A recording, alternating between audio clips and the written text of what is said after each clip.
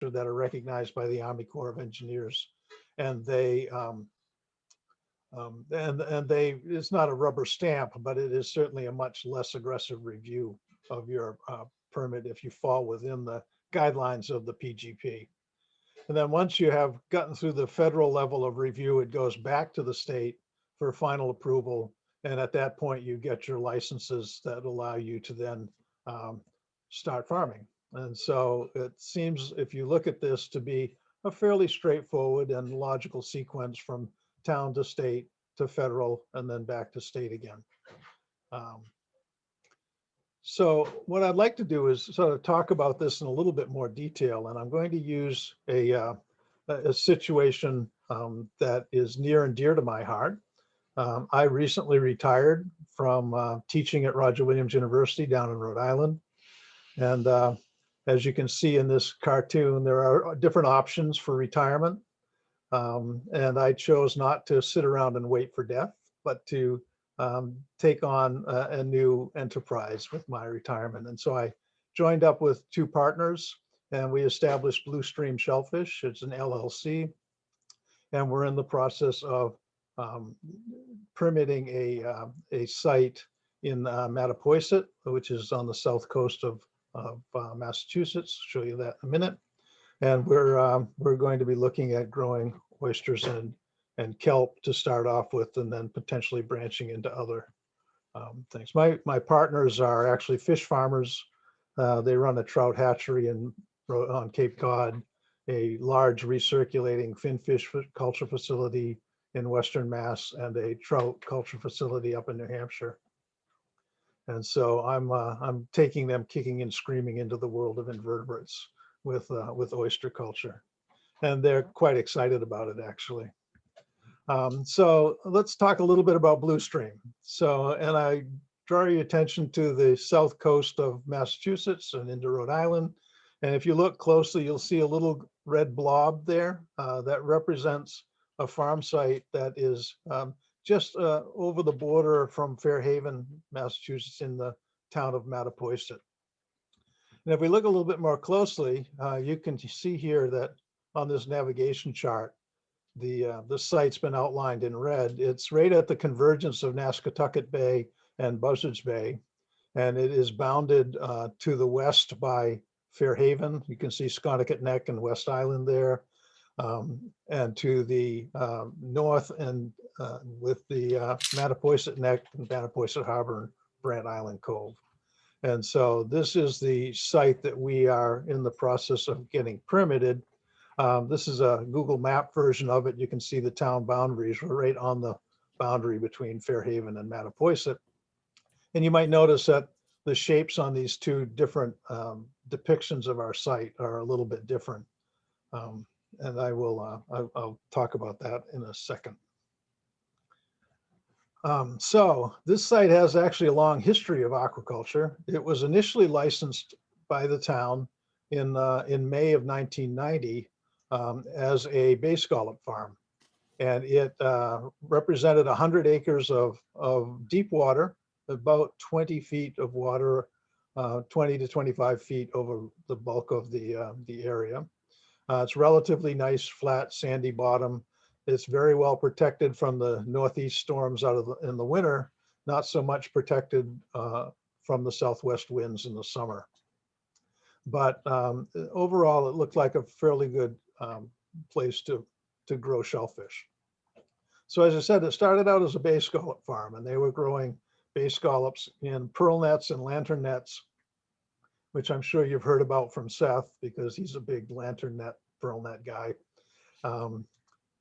And they were hanging those nets off surface buoys in an array within this 100-acre footprint.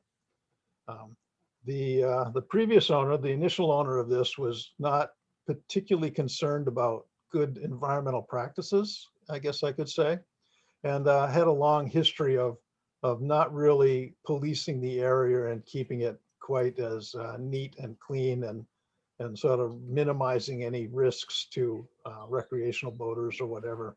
And so he did not have a particularly good relationship with the town. And then with some financial shenanigans that went on between the original owner and some investors, he lost the farm in 2016, and it was taken over by a group that had invested in his company. And so it changed ownership in 2016. However, the new owners were not much better in terms of maintaining the site than the previous owner. And so the town was quite upset about the way that the whole area was being managed. And so they repeatedly warned both the original owner and the second owner that unless they were to clean up their act, because there were instances of gear floating all around the bay and submerged lines that were hanging up the recreational boats that were running through the area. Here you can see, if you look carefully, there's a channel from Brant Island Cove out through here, and people would be spinning off and running through the farm and getting hung up in long lines, and just was not a very well maintained site. And so the bottom line is that the Board of Selectmen finally got tired of all of that harassment that they were getting from the general public about the status of that site. And so they revoked the aquaculture license in April of 2018. Now, I was aware of this going on because actually one of my former students was hired by the second owner to manage that facility. And he lasted about 3 months before he left because he was not happy with the way that it was being managed. You look fly.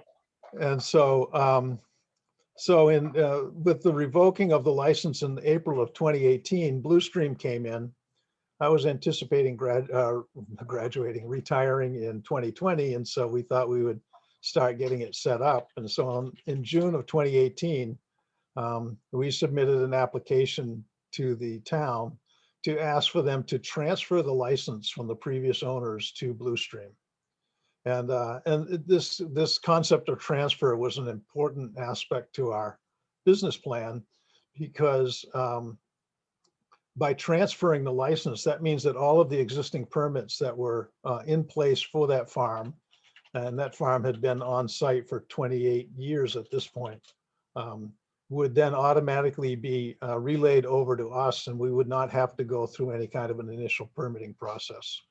So the Board of Selectmen, after about a year of negotiating back and forth, partly because of the status of the aquaculture regulations for the town and the state forcing the town into clearing up its aquaculture regulations before it would allow us to come in and transfer that license, we finally got approved on the 10th of September of 2019, a year and a half ago, to occupy the site. And so with that approval, I then submitted notices to all of the other permitting agencies, informing them that this site transfer had taken place, and that we would be assuming all of the permits for the site. And that's when we came into a very, very big surprise, because not only was the site not maintained well, but it turns out that from 1990 on, most of the major permits for this site had never been gained. And so the site had effectively been operating illegally for 28 years, and no one was even remotely aware of it. And the state was giving both owners permits for holding and selling shellfish. And so when I called up the Army Corps of Engineers and I said, hey, I'm going to transfer these licenses over, they said, geez, we have no record of any licenses for that site in our files. But, maybe it's the fact that 1990 records weren't maintained for aquaculture that stringently. And so tell you what, why don't you go to the Division of Marine Fisheries and you get a copy of their initial permit, mail that to us, and then we'll make it happen that you can transfer this non-existent license. So I called up some of my associates at Division of Marine Fisheries. And I said, hey guys, can you send me a copy of the original permit for the Mattapoisett site? And they shortly thereafter, I got an email from them now saying, Dale, would you mind coming in and talking to us? And so I showed up at the DMF office in New Bedford and sat down, and they said, we have absolutely no record of any permits for this site in our files as well. And so this whole idea of transferring the license and sort of short stepping the permitting process came crashing and burning down around our ears. And so basically what was determined primarily by the Army Corps and then trickling down through the state was the fact that we needed to start from the beginning to get all of our permits for this site. And so as I noted and didn't mention, we initially applied for only 50 of the original 100 acres of this site. And that was due to some political discussions with the town and what they were willing to allow us to work with and what they were not. And so they were willing to give us 50 acres. And so we grabbed it. But then because we had 50 acres, it exceeded the threshold for the Army Corps' programmatic general permit, which has a 10-acre threshold. So anything under 10 acres falls under the guidance of the PGP, but anything over 10 acres must then apply for what they call an individual permit, which undergoes much more intensive scrutiny because it's focused primarily on large marine construction projects, things such as large marinas or other marine wetlands associated construction. And so we had to go the individual permit route because of our 50-acre size. The good news is that the state had been working over the past few years to put together a website that had a very detailed accounting of the application process for aquaculture. And I've got the website here. It's massaquaculturepermitting.org.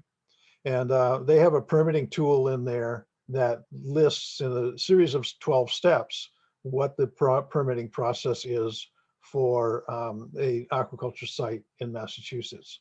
So I was only about a quarter of the way through the application when they called me up and said, Dale, we've got this site. We don't have it published yet, but we'll give you access to it because we know that you're going through a fairly extensive permitting process. So I went on that site and was very thankful because without it, as you'll see, as I start getting into the nuts and bolts of permitting, I would have been completely lost trying to go through the permitting process in Massachusetts.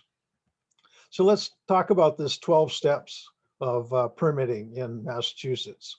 And so step one, and within this discussion, what I've done is I put the dates at each of the steps as to when we as Blue Stream Shellfish started and ended or was finally approved at each of these steps. And so immediately after the license was revoked from previous owners in 2018, I started talking with the town and primarily the harbor master who has authority for aquaculture in Mattapoisett to see about us assuming the responsibilities of that site.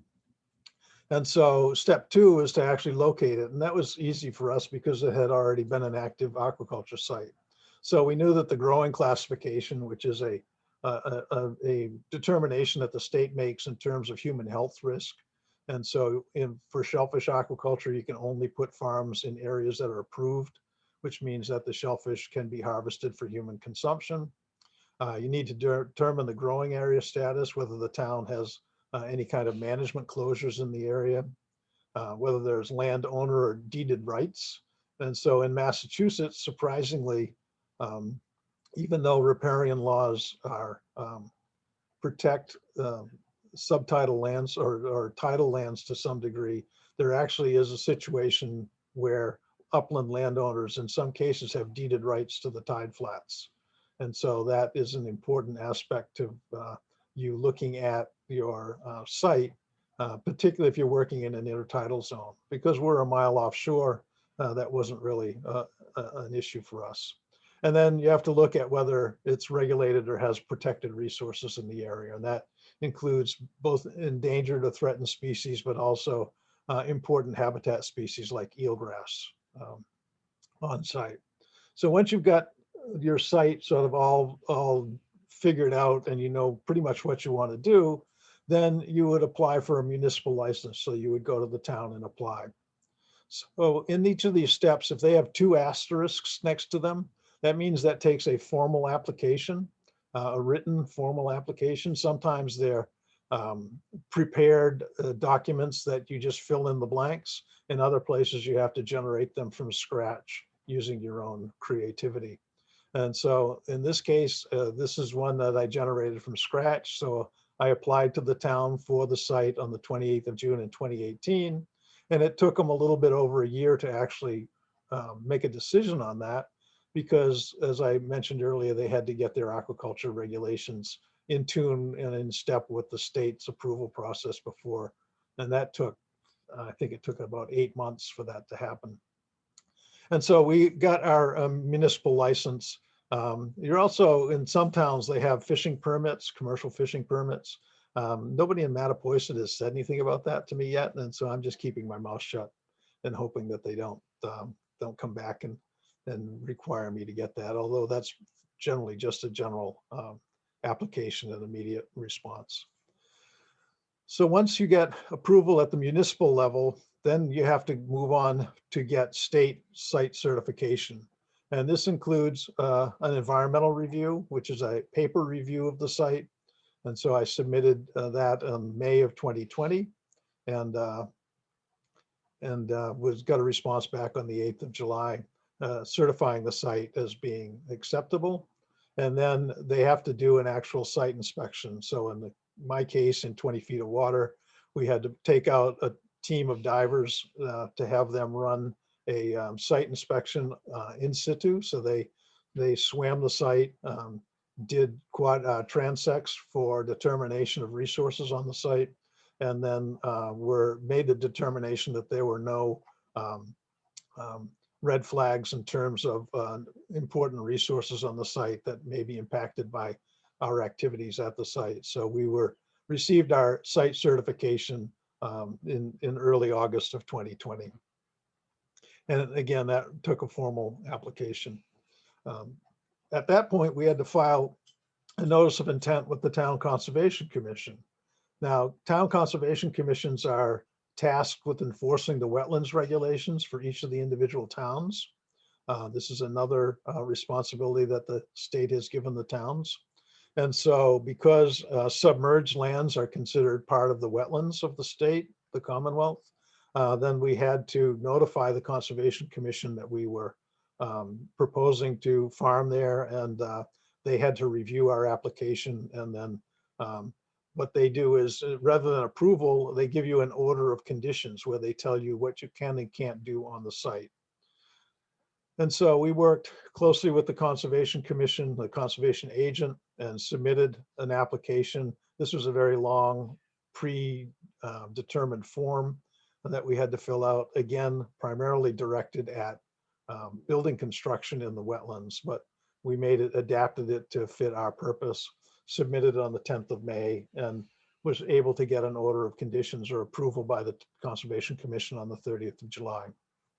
As part of that approval process, we had to file a formal application with the Mass Natural Heritage and Endangered Species Program, which is in place to protect, obviously, our endangered species, of which there were a number that had been known to populate our site, including 3 species of terns, a number of marine sea turtles, and potentially some marine mammals.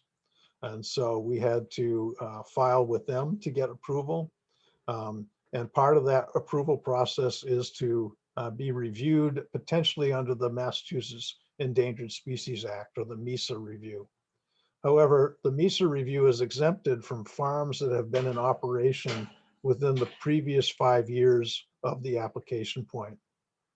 And because this site had been acting as a farm right up until its license was revoked in 2018, it took about a month's worth of back and forth with the MESA people, but they finally agreed to exempt us from Endangered Species Act review because of it being an active farm site. We also had to request for 401 water quality certification.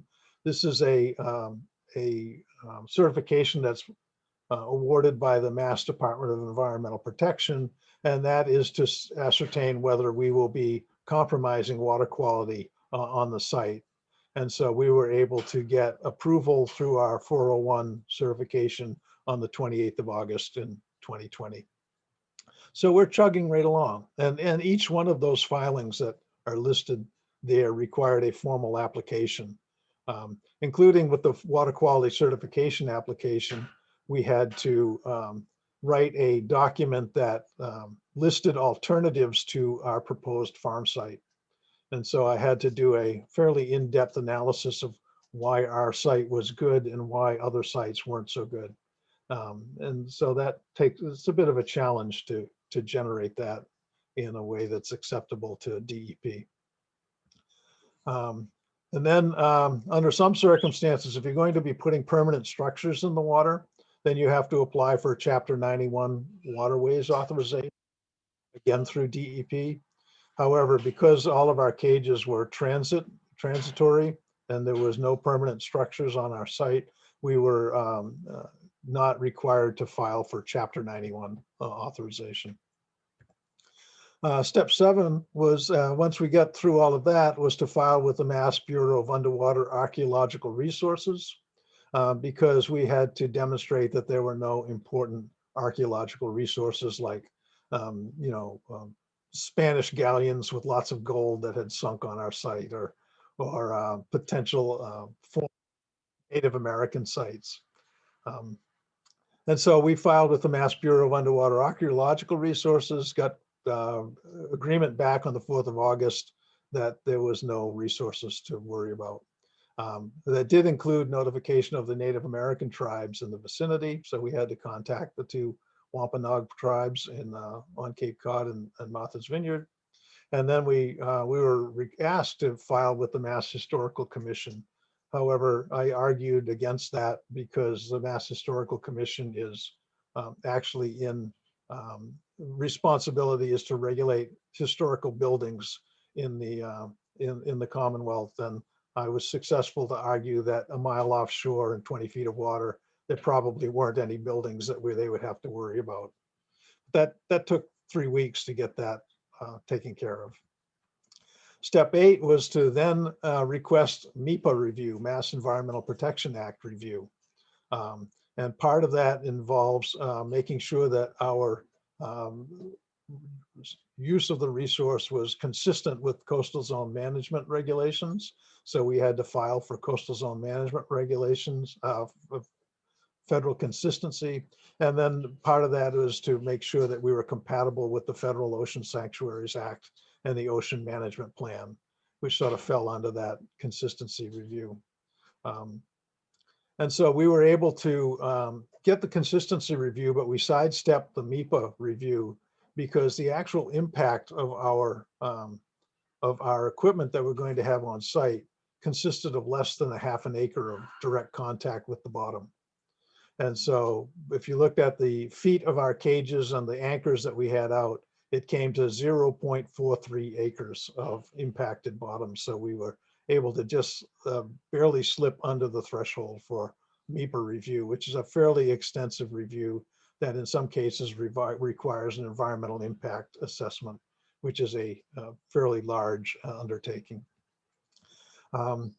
That leads us, so we've now basically gotten through the state level of review, and that we get bumped up to the U.S. Army Corps of Engineers. And so I have applied to the Army Corps of Engineers on the 10th of August, and I am still dealing with the U.S. Army Corps of Engineers, and I will give you a few more details on that in just a minute. And so as part of the federal review, we also have to be in touch with the Coast Guard to get approval of the marker buoys that we put out on the site and the moorings for those buoys. But we can't do that until we get Army Corps of Engineers approval. So this is basically where we are at this point, is waiting for U.S. Army Corps of Engineers approval. The next steps coming up are, if we were discharging water, we would have to file for a National Pollution Discharge Elimination System, or NEPDES permit, but because we're not discharging any water, it's not required of us. And then once we get federal approval, we go back to the state, as I mentioned earlier, and we apply for a DMF aquaculture permit, which is basically a written form, happens in 1 hour. And that allows you to hold sublegal size commercial species, such as small oysters. And then you have to apply for a fishing permit, which allows you to sell those commercial species in the wholesale market. So those are the 12 steps. And I want to hone in on this whole application process. So far we've had to submit 9 unique applications to all of the various agencies. Each one of these applications was different, but they all included one major component, and that was our operations plan. And so that operations plan is basically a document that outlines what you want to do, where you want to do it, and how you're going to get it done. But it also includes how you're going to address any critical risks that may be of concern to any of the reviewing agencies. So here you can see the front page of our operations plan. It was a 15-page document that basically just outlined what we wanted to do and how we were going to get it done.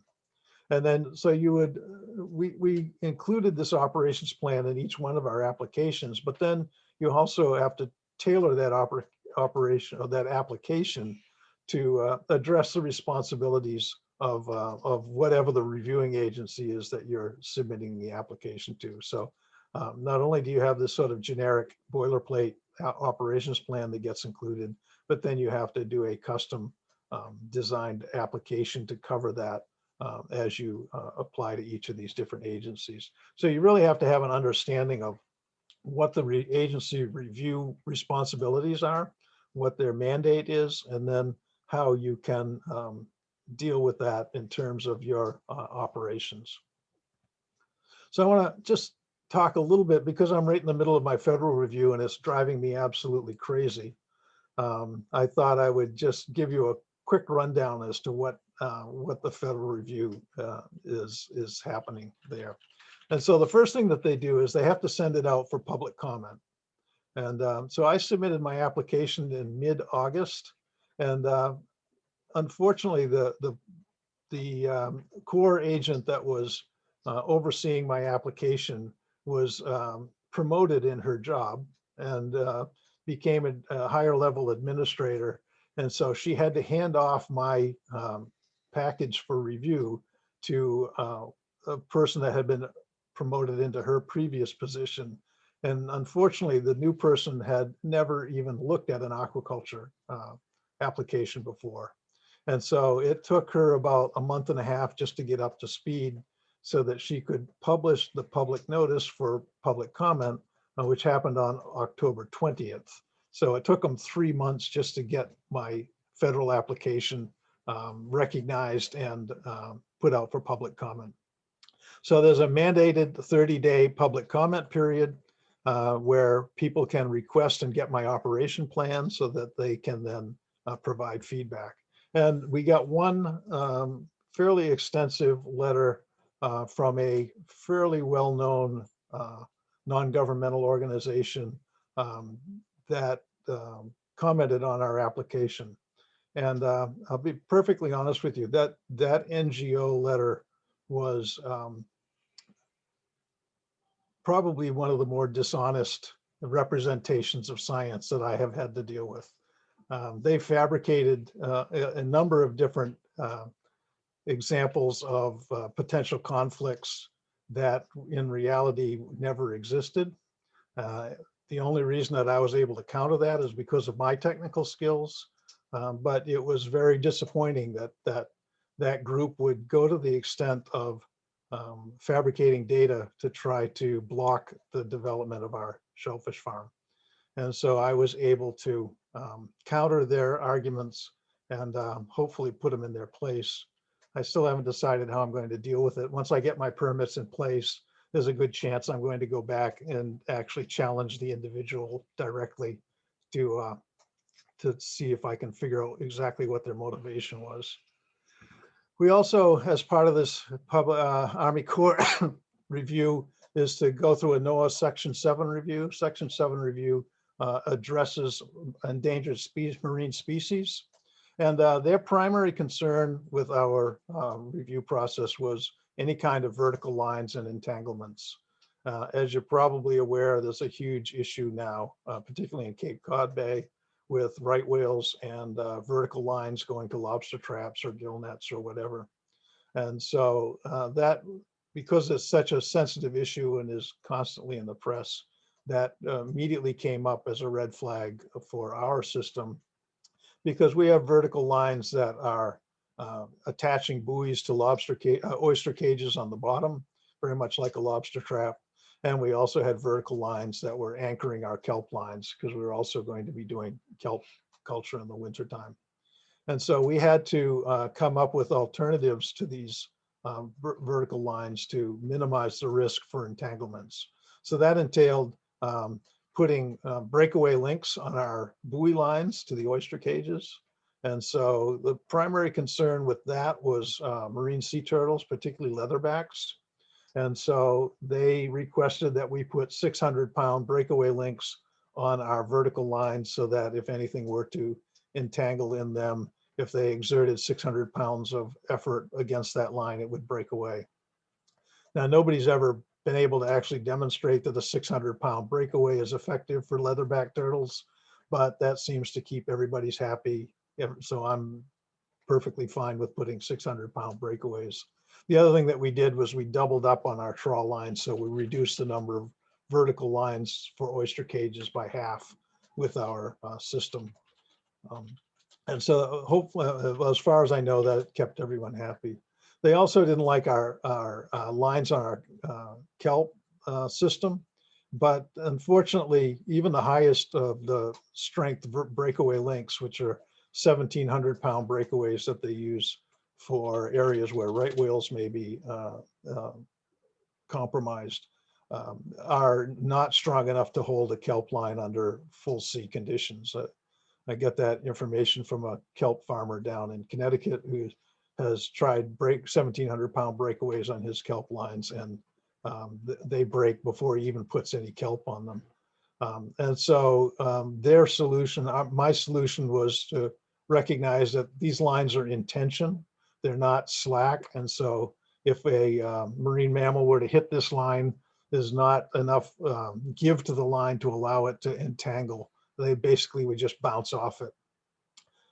So we have designed our system so that it is entirely in tension, with the exception of a few buoy lines that are maintaining the depth of the kelp line, and those are sheathed in PVC pipe so that there is no flexibility to the line, and therefore, again, will not wrap up on a fin or get caught and wrapping around a marine mammal or sea turtle. And so we have responded with agreement on 600-pound breakaways for our oyster cages and high tension and rigid lines for our kelp lines. And we're hoping that that will be acceptable to the Army Corps. And so far they've indicated that that should be fine because it meets the federal requirements that are currently in place. There is also potential for essential fish habitat review, but again, it has a ½ acre threshold, and because our actual impact zone is less than a ½ acre, we're not required to do essential fish habitat review. And then most recently, I've found out that we are now under US Fish and Wildlife review because about a ½ mile away from our site is a roseate tern nesting site, which is an endangered, I believe it's endangered, it may be threatened species that is very much on the radar of Fish and Wildlife. And so, but they're fine as long as we don't have any structures moored on the surface that is big enough for a tern to nest on it, because they don't want them putting nests on temporary structures. And so because all of our system is on the bottom, there isn't any risk to that.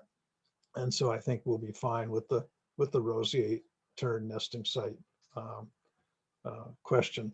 The other thing is that there's a recreational boating channel between our farm and the nesting site. And so I argued that the recreational boating community flying back and forth in that channel is probably much more of a detriment to roseate tern nesting, excuse me, than our basically sedentary boat that's working on the site handling oyster cages. So I'm just going to finish up here quickly with some of my thoughts on the Massachusetts shellfish permitting scene. And then I want to quickly contrast that with one in our neighboring state of Rhode Island. And so just to give you a summary of my current thoughts, and up front, we need to recognize that both the history of our proposed site and the size of the site has bumped us up into a higher order review than a conventional shellfish farm. But nevertheless, there are some things to think about. On the plus side, every single person that I worked with at the town level, at the state level, and the federal agency level were extremely helpful. They were willing to advise us on ways to provide our applications that would minimize any kind of adverse comment. And they helped us with guiding me through all of these various hoops that I had to jump through for permitting. And so I can't praise them enough for their help and their advice, although in many cases they really did not have a very good understanding of exactly what normal aquaculture practices were. And so it took me a while to educate them before we could sort of put our heads together as to how the application process. However, all of those really nice people are severely handicapped by a regulatory environment that really is the antithesis of user-friendly. If you were to try to work your way through that permitting process just by emails and talking to people on the phone, it would take you an extremely long time to try to figure out exactly what the permits were and how you had to apply for them. Because the application process is really convoluted. It's very obtuse. It's not obvious. It's not user-friendly, and it is exceedingly frustrating. The other thing is that there's an incredible amount of redundancy in the application process, and the applicant is the one that's forced to deal with that. So I had to write 9 different applications. I have still 2 more to go, which all for the most part contain almost all the same information, just tweaked a little bit to address the regulatory agency. And then lastly, the turnaround time for many of these reviews is unreasonably long. We applied in 2018, anticipating having oysters in the water in 2019. It's now 2021. There's an outside chance I may be able to get oysters in the water this spring, but I'm not holding my breath because I still have not gotten that federal review, which is at this point the primary stumbling block. So with that criticism in mind, I want to talk a little bit about Rhode Island's process. Wait, So Dale, I just want to add one thing. You guys sure. need to understand that Dale has been in the aquaculture space for many, many years. And so he's talking about how arduous this process was. And that's coming from a person who's got a depth and wealth of experience in aquaculture. If you can imagine someone coming to this without Yeah. that background, it would be extraordinarily a large hurdle to get through, I believe. Yeah, so for years now, we've been surveying the aquaculture industry, saying, what are the primary hurdles to the development of aquaculture in the US? And they always kept saying regulations, regulations, regulations. And I, in the back of my mind, although I never verbalized this, I said, they're just whining. It's just, it can't be that bad. And then I tried to go through it myself. And I can tell you right now that as soon as I get all of my permits in hand, my cause célèbre is going to be to start banging on state, federal agencies to try to streamline the application process in Massachusetts. And I think Rhode Island is an excellent example of how that can be done, which is why I wanted to present this to you guys. And so in Rhode Island, first of all, it's not a home rule state. And so although the towns do not have authority over aquaculture, they do have potential for input. And so when someone is interested in starting a farm in Rhode Island, they submit a preliminary application to the Coastal Resources Management Council, which is where the aquaculture coordinator for the state sits. And that is equivalent to our coastal zone management agency here in Rhode Island.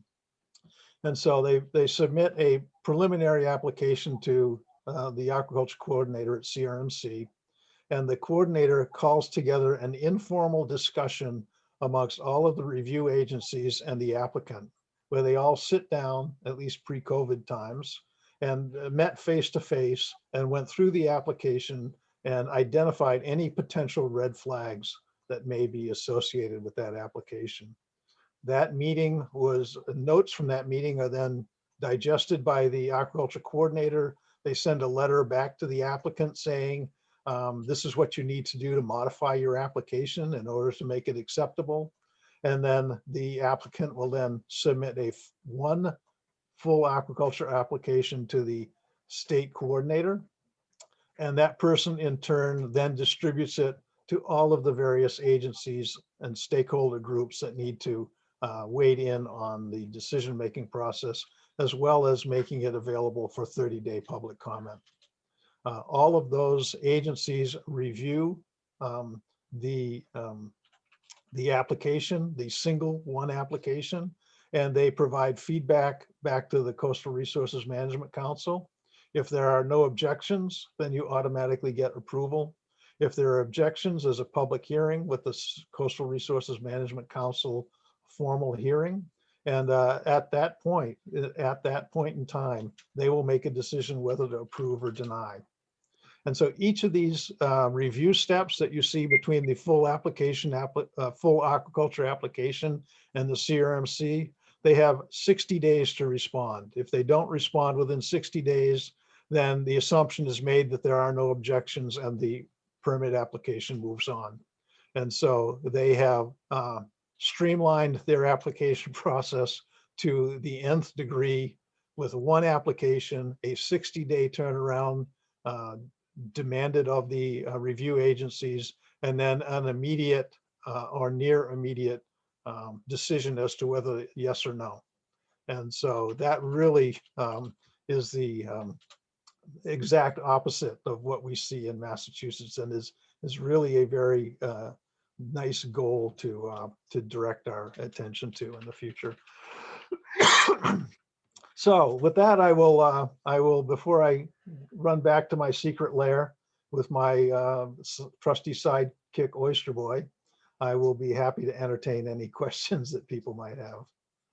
So I will stop sharing my screen and we can chat if people want to Great. do that. Thank you so much. So is anyone going to quit the class and like give up their dream of hosting an aquaculture farm based on No, that? please don't do that.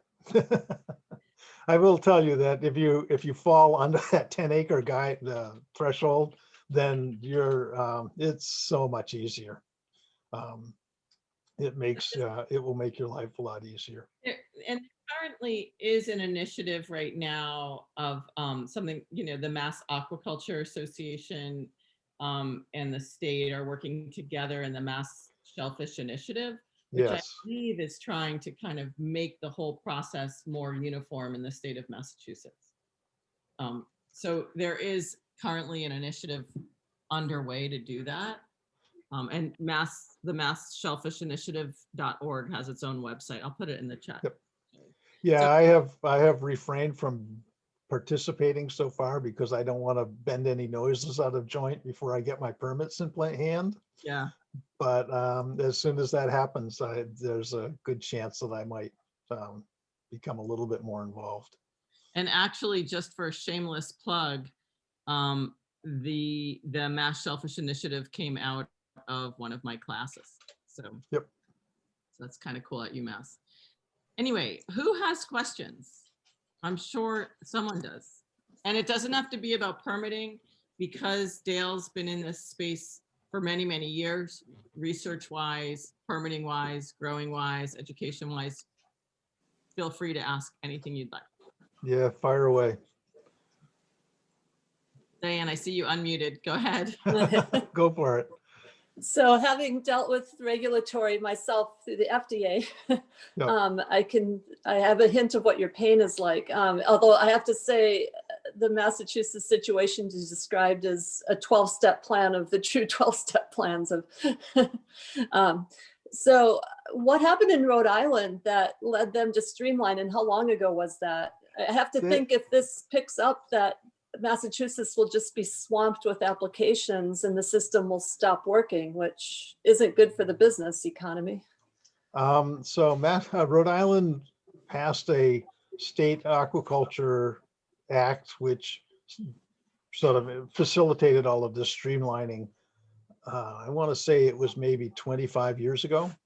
And it was primarily because of the action of one of the state senators who was representing, actually, to talk about sort of the behind the scenes, she was very concerned with the way the Department of Environmental Management was overseeing aquaculture. And so she was the one that had that whole thing bumped into the Coastal Resources Management Council because she was pissed at the DEM in Rhode Island for the way they were managing aquaculture. And so as part of that transition from the Marine Fisheries Department of Environmental Management over to the Coastal Resources Management Council, they also integrated all of this streamlining legislation in the act to make it all work better. And it really has been a very successful transition.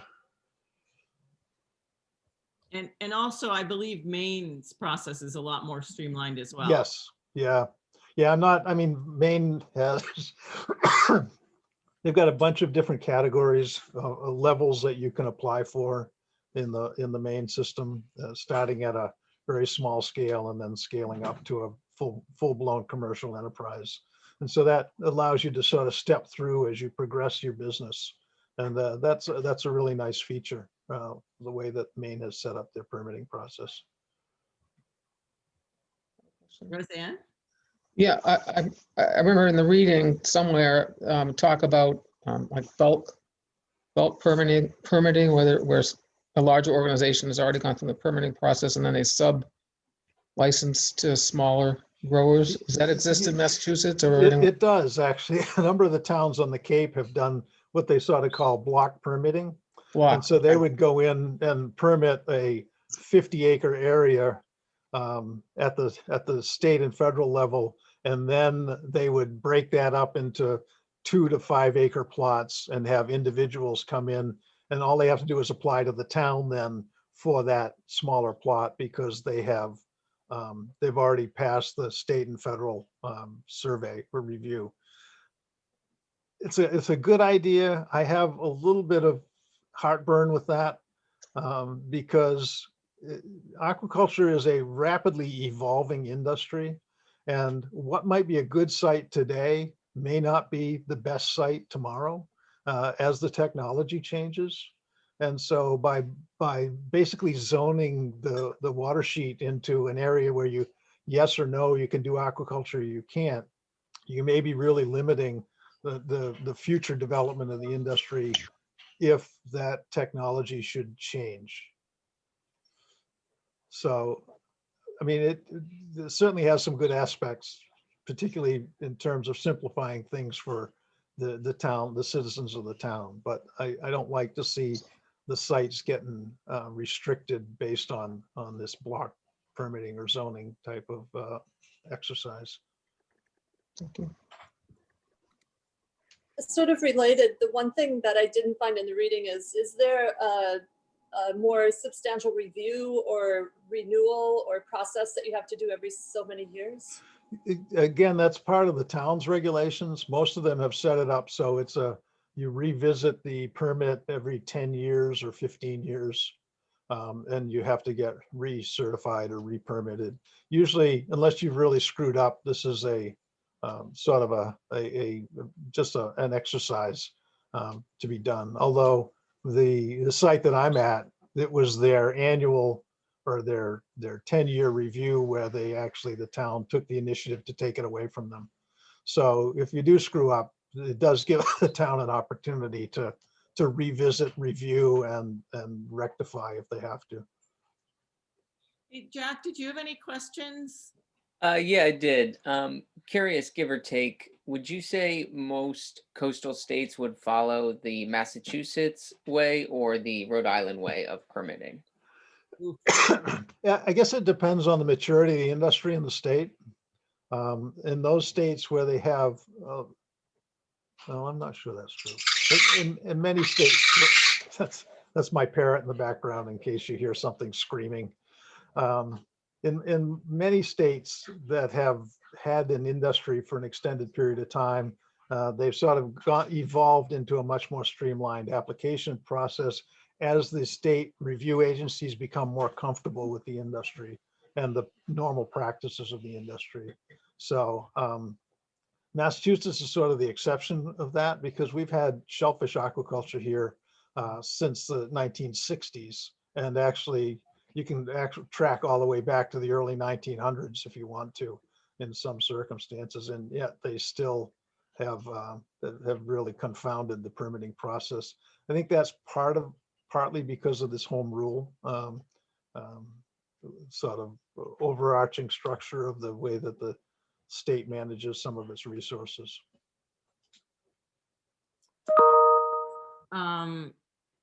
Molly, I don't know, at the beginning you looked like you had a question that might seem a little bit unrelated right now, but feel free.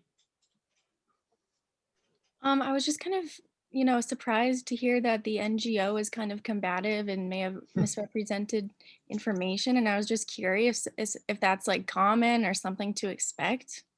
I was equally surprised. I was very did not expect. I mean, I certainly was not surprised that they came out sort of with a negative attitude towards it, because I anticipated for that from them. Only because they have a different emphasis on the resources that they're trying to protect. But what I was really surprised with, and this was a credible scientist who literally quoted information that was wrong, and that just sort of shocked me. Yeah, that's shocking. Yeah, I won't get into this whole idea of fake news, but Right. it Right. seems to be a sign of the times nowadays. Yeah. Yeah. Well, thank you. Does anyone else have any questions? I'm sure Professor Leavitt would make himself available, Yeah. by email if you guys have questions going forward. Dale, do you mind if I put your email in the chat? No, that's fine. Please do. Great. You could, why don't you put the one in, use my Bluestream one. So it's dale@bluestreamaquaculture.org.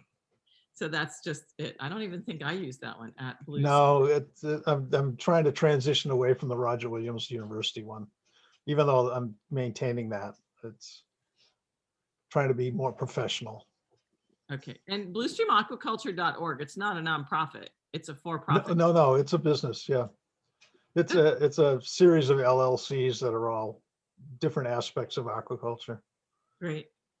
Well, thank you so much. I really appreciate a lot of time that you gave us. And yeah, I hope I didn't overstay my welcome. No, your saga. It's good for everyone to understand that this process is arduous and that there's a lot of agencies and a lot of steps. So I'm a policy wonk. I teach a lot of policy, and I was smiling because every aspect of ocean policy, every agency involved. Yeah, it's overwhelming at times. Wait till you when you start harvesting, then you get to see how complicated it really is from all the agencies that are in charge of the food that you're serving. Yeah, I know when Diane mentioned that she had to deal with FDA for molecular stuff, we have to deal with FDA for food sales, and that's turning into another nightmare, the way that they're trying to restrict shellfish sales and shellfish harvest areas. It's getting to be really ugly. Right. We'll see how that all plays out over the next year or two. Well, thank you again. I really appreciate Okay. it. And thank you guys for coming. I appreciate that too. We have another call next week, which I highly recommend. I'm going to invite Dale to it because it's on the financial aspects of your business plan. And he was a student last year and is also an accountant. So That's really cool. He's got this down really well.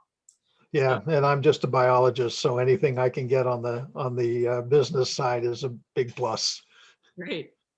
All right. Okay, see you later, folks. Thank you. Bye now. Thank you.